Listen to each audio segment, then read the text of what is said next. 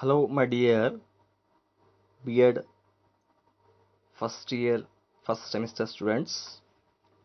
In today's online session, I shall discuss with you the topic from Unit 3, Genesis of Problems during Adolescence. ಆತ್ಮೀಯ ವಿದ್ಯಾರ್ಥಿಗಳೇ, ಇವತ್ತಿನ online ತರಗತಿಯಲ್ಲಿ ಚರ್ಚೆ ಮಾಡುವಂತಹ ವಿಷಯ ಕಿಶೋರಾವಸ್ಥೆಯಲ್ಲಿ ಉದ್ಭವಿಸುವ ಸಮಸ್ಯೆಗಳು. ಇದು ಘಟಕ 3 ಇದರಲ್ಲಿ ಇರುವಂತಹ ಒಂದು ವಿಷಯ, ಕಿಶೋರಾವಸ್ಥೆಯಲ್ಲಿ ಜನಿಸುವ ಅಥವಾ ಉದ್ಭವಿಸುವ ಸಮಸ್ಯೆಗಳು. ಅದರ ಬಗ್ಗೆ ಚರ್ಚೆ ಮಾಡೋಣ. Here, genesis of problems during adolescence. The first one is physical problems, second cognitive problems, third emotional problems, then fourth one social problems, next moral problems and language development problems. ಕಿಶೋರಾವಸ್ಥೆಯಲ್ಲಿ ಅಥವಾ ತಾರುಣ್ಯಾವಸ್ಥೆಯಲ್ಲಿ ಉದ್ಭವಿಸುವ ಪ್ರಮುಖ ಸಮಸ್ಯೆಗಳು ಯಾವೆಂದರೆ ದೈಹಿಕ ಅಥವಾ ಶಾರೀರಿಕ ಸಮಸ್ಯೆಗಳು,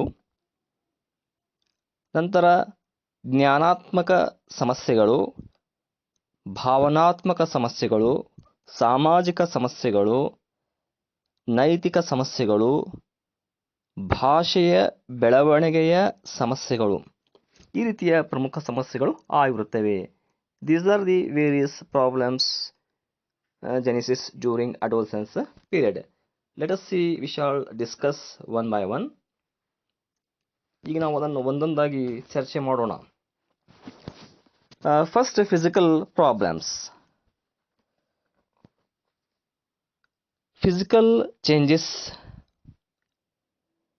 Puberty is triggered by hormonal changes, confusion about physical changes. Affect moods and behavior.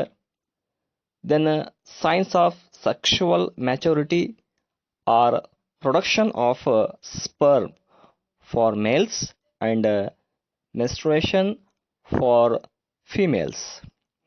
Then psychological effects of early or late menstruation depend on how adolescents and others interpret the accompanying changes. These are the physical changes. ಇಲ್ಲಿ ದೈಹಿಕ ಸಮಸ್ಯೆಗಳು, ನಾವು ಅದನ್ನು ನೋಡುವಾಗ ಅಲ್ಲಿರ್ತಕ್ಕಂಥ ದೈಹಿಕ ಬದಲಾವಣೆಗಳು ಯಾವುವು ಅನ್ನುವಂಥದ್ದು. ಇಲ್ಲಿ ಮುಖ್ಯವಾಗಿ ಕಿಶೋರಾವಸ್ಥೆಯಲ್ಲಿ ಒಂದು ದೈಹಿಕ ಪಕ್ವತೆಯ ಕಾಲ. ಇಲ್ಲಿ ಮುಖ್ಯವಾಗಿ ಹಾರ್ಮೋನುಗಳ ಬದಲಾವಣೆ ಆಗುವಂಥದ್ದು. ಅನಂತರ ಇಲ್ಲಿ ಒಂದು ವಿಶೇಷವಾಗಿರ್ತಕ್ಕಂಥ ಒಂದು ವರ್ತನೆಗಳು, ಬದಲಾವಣೆಗಳು ಇಲ್ಲಿ ಕಂಡುಬರುತ್ತವೆ. ಹಾಗೂ ಇಲ್ಲಿ ಹುಡುಗ ಮತ್ತು ಹುಡುಗಿಯರಲ್ಲಿ ಒಂದು ಲೈಂಗಿಕ ಪಕ್ವತೆ, ಅದರ ಒಂದು ಪಕ್ವತೆಯ ಒಂದು ಕಾಲ ಎಂದು ನಾವು ಕರೆಯುತ್ತೇವೆ. ಅನಂತರ ಇಲ್ಲಿ ಮೆನ್ಸ್ಟ್ರುಯೇಷನ್ ಅನ್ನುವಂಥ ಒಂದು ಬದಲಾವಣೆಯ ಕಾಲ ಕೂಡ ನಾವು ಇಲ್ಲಿ ಕಾಣಬಹುದು. ಇದು ದೈಹಿಕ ಬದಲಾವಣೆಯ ಒಂದು ಪ್ರಮುಖವಾಗಿರ್ತಕ್ಕಂಥ ಶಾರೀರಿಕ ಬದಲಾವಣೆ ಅನ್ನುವಂಥದ್ದು ನಾವಿಲ್ಲಿ ಕಾಣುತ್ತೇವೆ. These are the various changes occurring in during adolescence period. Then here common health problems. What are the common health problems? ಇಲ್ಲಿ ಆರೋಗ್ಯಕ್ಕೆ ಸಂಬಂಧಪಟ್ಟಂತಹ ಒಂದು ಸಮಸ್ಯೆಗಳು ಯಾವುವು ಅನ್ನೋದು ನೋಡುವುದಾದರೆ, here adolescence years are relatively healthy. Health problems often are associated with poverty. They have to keep in secure and regular medical care for well health and development. ಬಹುಶಃ ಕಿಶೋರಾವಸ್ಥೆಯಲ್ಲಿ ಅವರು ಆರೋಗ್ಯಕರವಾಗಿರ್ತಕ್ಕಂತಹ ಒಂದು ಸಂಬಂಧದ ಒಂದು ವರ್ಷಗಳು ಇಲ್ಲಿ ನಾವು ಕಾಣಬಹುದು. ದೈಹಿಕವಾಗಿ ಆರೋಗ್ಯಕರವಾಗಿ ಅವರು ಉತ್ತಮ ರೀತಿಯಲ್ಲಿ ಬೆಳವಣಿಗೆಯನ್ನು ಹೊಂದಿರುತ್ತಾರೆ. ಇಲ್ಲಿ ಆರೋಗ್ಯಕರ ಒಂದು ಸಮಸ್ಯೆ ಉದ್ಭವವಾಗಲು ಅವರ ಬಡತನದ ಕಾರಣ ಆಗಬಹುದು. Here the reason is poverty for the health problems. Then here they have to keep in secure and regular medical care for well health and development. ಒಂದು ವೇಳೆ ಅವರು ಯಾವುದೇ ರೀತಿಯ ಒಂದು ಆರೋಗ್ಯಕರ ಮತ್ತು ಬೆಳವಣಿಗೆ ಮೇಲೆ ದುಷ್ಪರಿಣಾಮವನ್ನು ಹೊಂದಿದ್ದರೆ, ಅಂದರೆ ಅನಾರೋಗ್ಯವನ್ನು ಹೊಂದಿದ್ದರೆ, ಅವರಿಗೆ ಒಂದು ಸಂರಕ್ಷಣೆ, ನಿರಂತರ ವೈದ್ಯಕೀಯ ಉಪಚಾರ ಇಂತಹ ಒಂದು ಅವಕಾಶವನ್ನು ಕಲ್ಪಿಸಿ ಅವರ ಆರೋಗ್ಯದ ಬಗ್ಗೆ ಗಮನವನ್ನು ಕೊಡಬೇಕು. Here we have to concentrate on adolescents for their secure and regular medical care for their well health and development. Next, 3 common eating disorders like obesity, anorexia nervosa, bulimia nervosa. These are serious long-term effects. Anorexia and bulimia affects mostly in girls. Then bad habits like marijuana, alcohol, tobacco, drugs, etc. due to uses of these adolescents may addict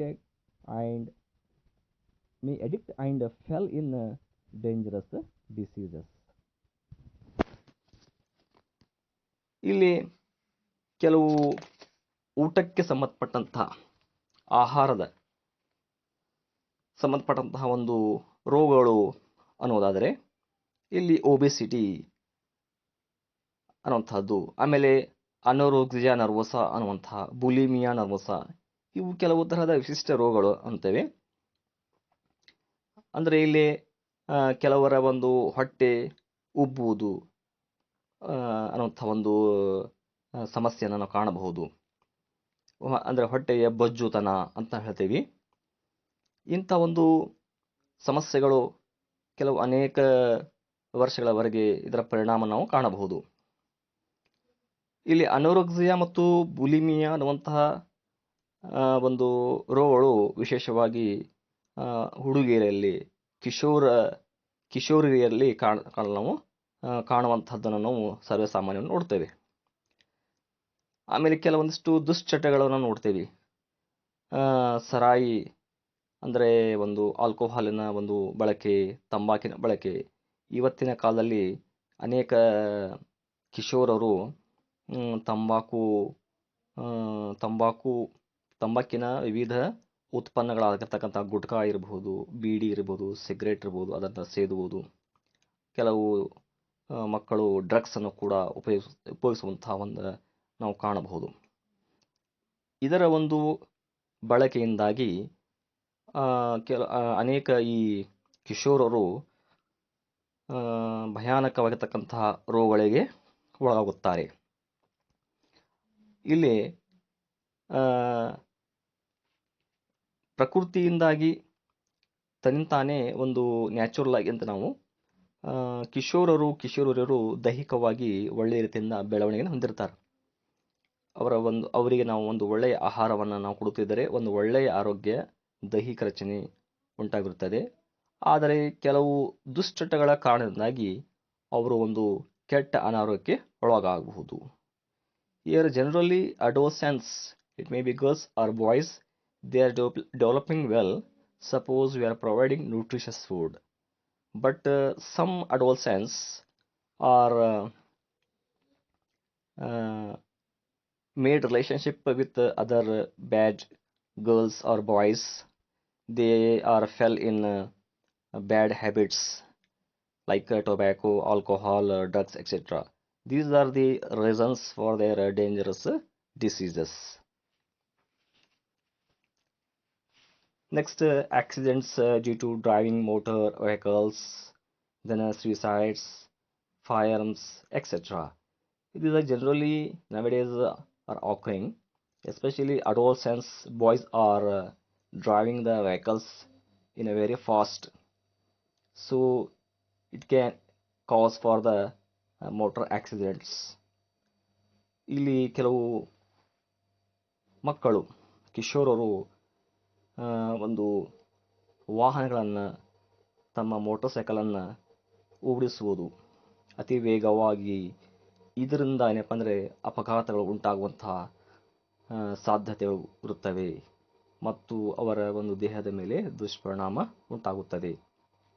ಕೆಲವರು ಆತ್ಮಹತ್ಯೆಯನ್ನು ಮಾಡ್ಕೊಂತಹ ಅವಕಾಶ ನೋಡಬಹುದು. ವಿವಿಧ ಕಾರಣಗಳು ಇರುತ್ತವೆ. ಆ ಕಾರಣಗಳಿಂದ ಅವರು ಆತ್ಮಹತ್ಯೆಗೆ ಶರಣಾಗುತ್ತಾರೆ. Some reasons they are wish to suicide. Then diseases. Acne is extremely common and needs to be addressed because of impact on self-esteem.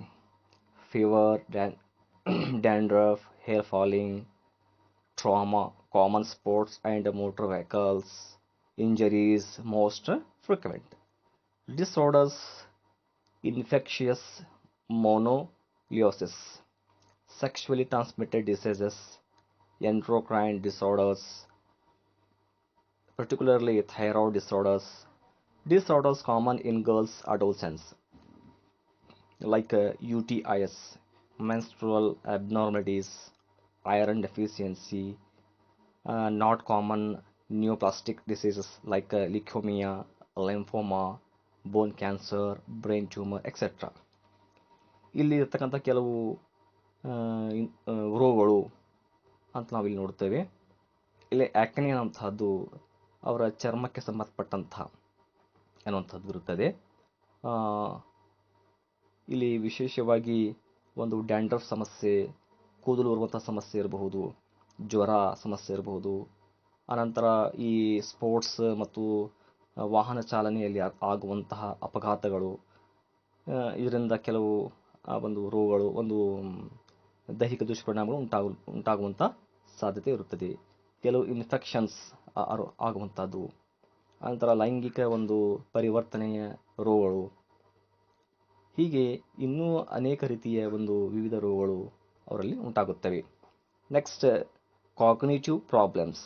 Second one, cognitive changes.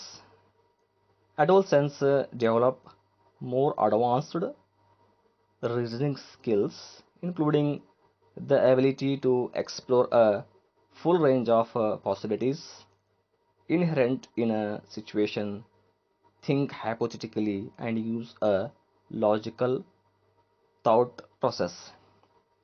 Adolescents develop the ability to think abstractly, move from being concrete thinkers. These are the cognitive changes occurring during adolescence period. ಇಲ್ಲಿ ಕಿಶೋರರಲ್ಲಿ ಆಗುವಂಥ ಭಾವನಾತ್ಮಕ ಬದಲಾವಣೆಗಳು ಅನ್ನುವಂಥದ್ದು, ಅವರಲ್ಲಿ ಒಂದು ಇಲ್ಲಿ ಜ್ಞಾನಾತ್ಮಕ ಬದಲಾವಣೆ, ಜ್ಞಾನಾತ್ಮಕ ಸಮಸ್ಯೆ, ಇಲ್ಲಿ ಜ್ಞಾನಾತ್ಮಕ ಬದಲಾವಣೆ, ಒಂದು ಯೋಚನಾ ಸಾಮರ್ಥ್ಯ ಅನ್ನುವಂಥದ್ದು, ಅನಂತರ ಒಂದು ಅಮೂರ್ತ ಚಿಂತನೆ, ಅನಂತರ ಒಂದು ಯಾವುದೇ ಒಂದು ವಿಶೇಷ ವಿಷಯದ ಮೇಲೆ, ಅಮೂರ್ತ ವಿಷಯದ ಮೇಲೆ ಯೋಚನೆ ಮಾಡುವಂಥ ಜ್ಞಾನಾತ್ಮಕ ಶಕ್ತಿ, ಸಾಮರ್ಥ್ಯ ಅವರಲ್ಲಿ ಉಂಟಾಗುತ್ತದೆ. ಇಂತಹ ಒಂದು ಬದಲಾವಣೆ ನಾವು ಕಾಣಬಹುದು. ಉದಾಹರಣೆಗೆ ಹೈಸ್ಕೂಲು ಮಟ್ಟದ ಕಾಲೇಜ್ ಮಟ್ಟದ ಈ ಕಿಶೋರರಲ್ಲಿ ಅಂದರೆ ವಿದ್ಯಾರ್ಥಿಗಳಲ್ಲಿ ಜ್ಞಾನಾತ್ಮಕ ಅಭಿವೃದ್ಧಿ ಒಂದು ಸಾಮರ್ಥ್ಯ ನಾವು ಕಾಣಬಹುದು. ಒಂದು ವಿವಿಧ ವಿಷಯಗಳ ಮೇಲೆ ಆಲೋಚನೆಯನ್ನು ಮಾಡುವಂತಹದ್ದು ಸಾಮರ್ಥ್ಯ ಇಲ್ಲಿ ನಾವು ಕಾಣುತ್ತೇವೆ. They are the thinkers of abstract things. Then problems of cognitive domain. ಇಲ್ಲಿ ಜ್ಞಾನಾತ್ಮಕ ವಲಯಕ್ಕೆ ಸಂಬಂಧಪಟ್ಟಂತಹ ಸಮಸ್ಯೆಗಳು ಯಾವುವು? Adolescents face communication and language problems with others. Then trouble of good and appropriate thinking. Then trouble of cognitive level, it is maximum or minimum when behave with others. Conflict about their objectives, about present work. Then a problem of self-identifying when they comparing others' achievements.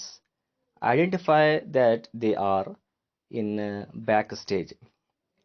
Then less concentration on study, due more curiosity on interest in sex. Then lack of positive thinking. Then lack of good training and guidance of good selection or idea or plan. Then bad hobbies or cognitive development. Example, more watching television, computer, and using of tobacco and alcohol, etc. Then lack of cognitive developmental programs such as quiz, debates, seminars, etc. ಇಲ್ಲಿ ಜ್ಞಾನಾತ್ಮಕ ವಿಷಯಕ್ಕೆ ಸಂಬಂಧಪಟ್ಟಂತಹ ಸಮಸ್ಯೆಗಳು ಯಾವುದಂದರೆ ವಿದ್ಯಾರ್ಥಿಗಳಲ್ಲಿ ಇಲ್ಲಿ ಸಂಪರ್ಕ ಸಂವಹನ ಮತ್ತು ಭಾಷೆಯ ಒಂದು ಸಮಸ್ಯೆಗಳು. ಇಲ್ಲಿ ಸರಿಯಾದ ವಿಚಾರಣೆಯಲ್ಲಿ ಸರಿಯಾದ ಒಂದು ಯೋಚನೆಯನ್ನು ಮಾಡುವಲ್ಲಿ ಒಂದು ಸಮಸ್ಯೆ ಉಂಟಾಗಬಹುದು. ಅಂದರೆ ಒಂದು ಸೂಕ್ತ ಆಲೋಚನೆಯೇ ಮತ್ತು ಒಳ್ಳೆಯ ಆಲೋಚನೆ ಮಾಡುವಲ್ಲಿ ಒಂದು ತೊಂದರೆ ಉಂಟಾಗಬಹುದು. ಅನಂತರ ಕೆಲವರ ಜೊತೆ ವರ್ತನೆಯನ್ನು ಮಾಡುವಾಗ ಗರಿಷ್ಠ ಮತ್ತು ಕನಿಷ್ಠ ಮಟ್ಟದಲ್ಲಿ ಒಂದು ಜ್ಞಾನಾತ್ಮಕ ಸಮಸ್ಯೆ ಉಂಟಾಗಬಹುದು. ಕೆಲವು ಸಲ ಎಂದರೆ ಅವರ ಗೆಳೆಯರ ಜೊತೆ ಅಥವಾ ಹಿರಿಯರ ಜೊತೆ ಒಂದು ಮಾತನಾಡುವಾಗ ವರ್ತನೆಯನ್ನು ಹೊಂದುವಾಗ ಕೆಲವು ಸಮಸ್ಯೆಗಳು ಉಂಟಾಗಬಹುದು. ಏಕೆಂದರೆ ಅದು ಜ್ಞಾನಾತ್ಮಕ ಒಂದು ತೊಂದರೆಯಿಂದಾಗಿ ಇಂತಹ ಒಂದು ಸಮಸ್ಯೆ ಉಂಟಾಗುತ್ತದೆ. ಅನಂತರ ತಮ್ಮ ಸ್ವಪರಿಚಯ, ನಾನು ಯಾರು ಎಂಬುದರ ಬಗ್ಗೆ ಮತ್ತು ಏನು ಮಾಡಬೇಕು ಎಂಬುದರ ಬಗ್ಗೆ ಮತ್ತು ನನ್ನ ಸಾಧನೆ ಏನು ಅನ್ನೋದ್ರ ಬಗ್ಗೆ, ಹೀಗೆ ವಿವಿಧ ವಿಷಯಗಳ ಮೇಲೆ ತನ್ನನ್ನು ತಾನೇ ಸಮಸ್ಯೆಗಳನ್ನು ಉದ್ಭವಿಸಿಕೊಳ್ಳುವುದು. ನಂತರ ವಿಷಯದ ಮೇಲೆ ಅಂದರೆ ಕಲಿಕೆ ಅಭ್ಯಾಸದ ಮೇಲೆ ಕಡಿಮೆ ಪ್ರಮಾಣದ ಒಂದು ಲಕ್ಷ್ಯತನ ವಹಿಸುವಂಥದ್ದು ಇರಬಹುದು. ಆಮೇಲೆ ಕುತೂಹಲ, ಆಸಕ್ತಿ ಇರದೆ ಬೇರೆ ಲೈಂಗಿಕ ವಿಷಯದ ಕಡೆ ಒಂದು ಆಸಕ್ತಿಯನ್ನು ತೋರಿಸುವಂಥದ್ದಿರಬಹುದು. ಆಮೇಲೆ ಧನಾತ್ಮಕ ಚಿಂತನೆಯಲ್ಲಿ ಕೊರತೆ ಉಂಟಾಗುವಂತಹದ್ದು ಇರಬಹುದು. ಇಲ್ಲಿ ಒಂದು ಇತರರ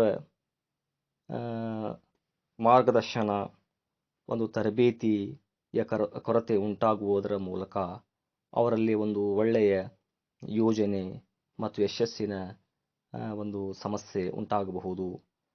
ಆಮೇಲೆ ಕೆಲವು ದುಶ್ಚಟಗಳಿಗೆ ಒಳಗಾಗುವಂಥದ್ದಿರಬಹುದು.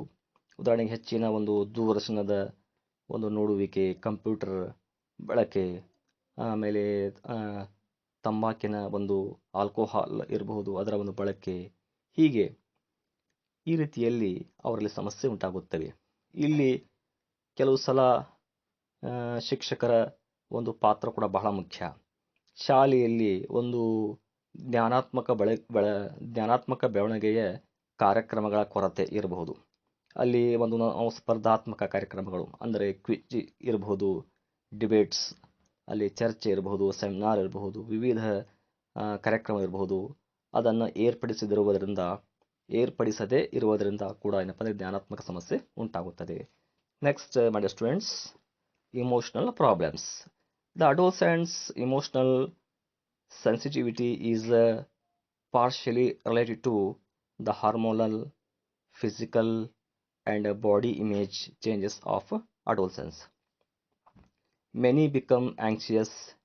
Every adolescent, however normal, may question his own sanity when he experiences this anxiety. Sensitive to comments about their personal appearance, then a body image concerns cause them much anxiety. Comments on their size, weight, acne, dress, etc. must be carefully worded. Critical comments about their family, friends, school, etc. Then independent. Adolescence turns away from the development protective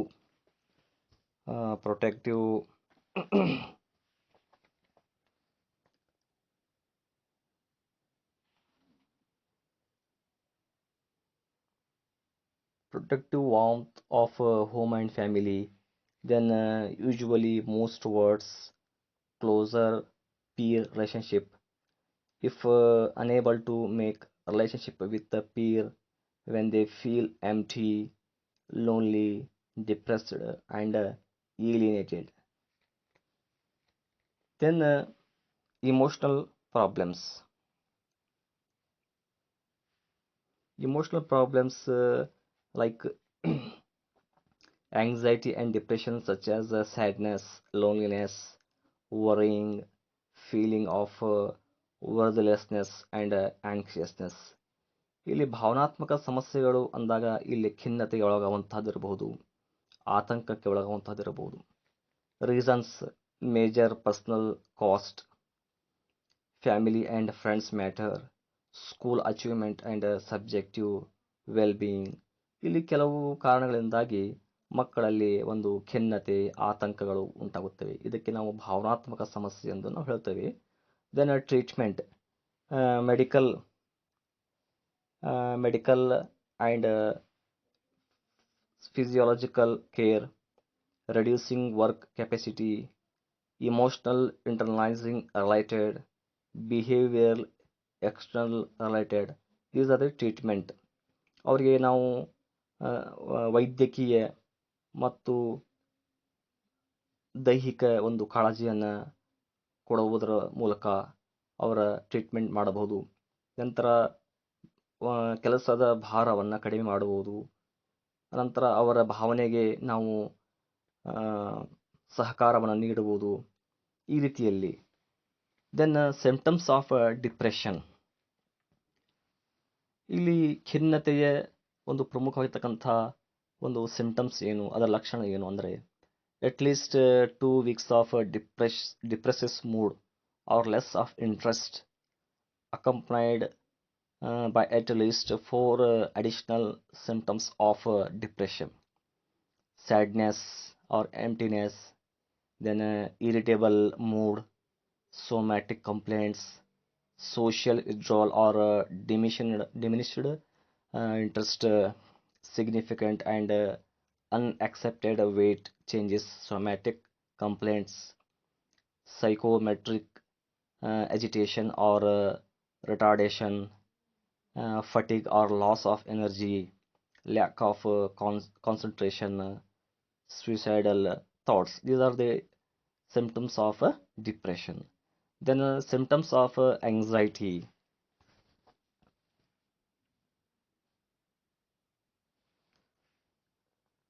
Symptoms of anxiety. ಆತಂಕದ ಒಂದು ಲಕ್ಷಣಗಳು: tearfulness, somatic complaints, headache, stomach pain, then nightmare and school refusal, restlessness, then sleep disturbance, irritability or muscle tension, etc.